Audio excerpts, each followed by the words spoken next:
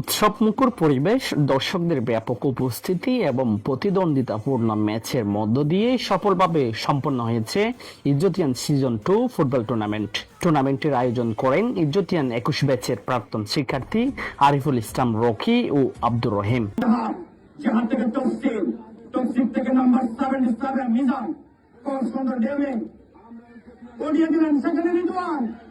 টুর্নামেন্টের উদ্বোধনী ম্যাচে ইজ্জতিয়ান 11 2-0 গোলের ব্যবধানে ইজ্জতিয়ান ওয়ারিয়র্সকে পরাজিত করে ফাইনালের টিকিট নিশ্চিত করে। উদ্বোধনী ম্যাচের শুভ উদ্বোধন করেন হিরু শিকদার।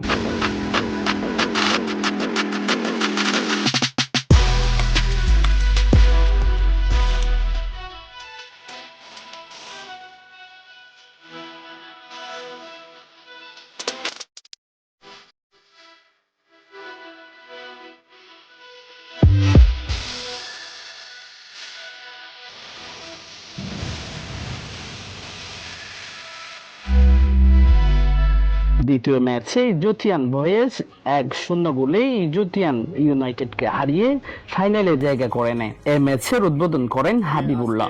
যে আয়োজিত ফুটবল প্রীতি ম্যাচে আমাদের মাঝে এসেছেন চট্টগ্রাম জেলা দলের সেরা গোলরক্ষক জনাব হিরু শিকদার।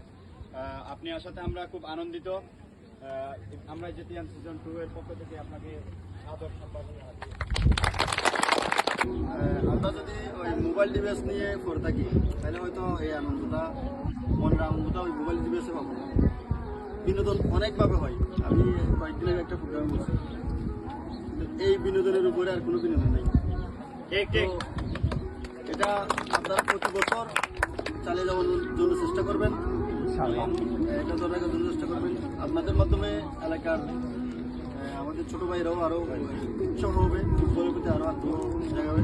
পরবর্তীতে অনুষ্ঠিত শিরোপা নির্ধারণী ফাইনালের মুখোমুখি হয় ইজ্জতিয়ান বয়েজ ও ইজ্জতিয়ান 11। রোমাঞ্চকর এই ম্যাচে ইজ্জতিয়ান বয়েজ 3-1 গোলের ব্যবধানে জয়লাভ করে চ্যাম্পিয়ন হওয়ার গৌরব অর্জন করে। ফাইনাল ম্যাচের উদ্বোধন করেন বিট্টুরাজ বড়ুয়া। পুরো টুর্নামেন্টের ম্যাচগুলো সুষ্ঠু ও শৃঙ্খলভাবে পরিচালনা করেন রেফারি নুরুল হোসেন। টুর্নামেন্টে উপস্থিতি থেকে খেলোয়াড়দের উৎসাহ ও অনুপ্রেরণা যোগান অতিথিবৃন্দদের মধ্যে ছিলেন অ্যাডভোকেট রায়হান সুবাহান, জসিমউদ্দিন, মাইনুল ইসলাম রনি, ডাক্তার গিয়াসউদ্দিন বাদশাহ, রুহুল করিম শাহিন, শাকেরুল্লাহ, জসিমউদ্দিন বাদশাহ, মোহাম্মদ ইউনুস এবং বিপি বুরহানুদ্দিন।